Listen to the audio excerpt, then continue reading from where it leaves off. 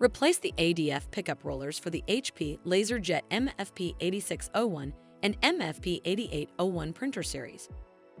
Follow these steps to remove and replace the pickup rollers for the automatic document feeder, or ADF for short.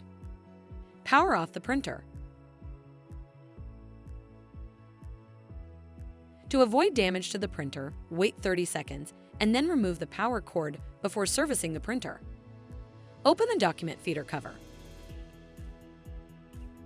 Press the tab to open the document feeder roller cover.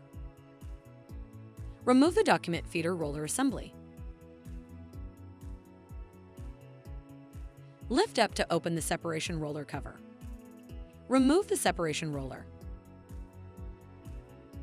Remove the new ADF roller kit from the packaging.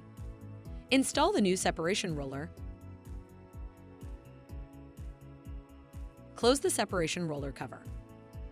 Install the document feeder roller assembly. Close the document feeder roller cover. Close the document feeder cover and power on the printer. To dispose of the old ADF roller, go to hp.com/recycle to learn how.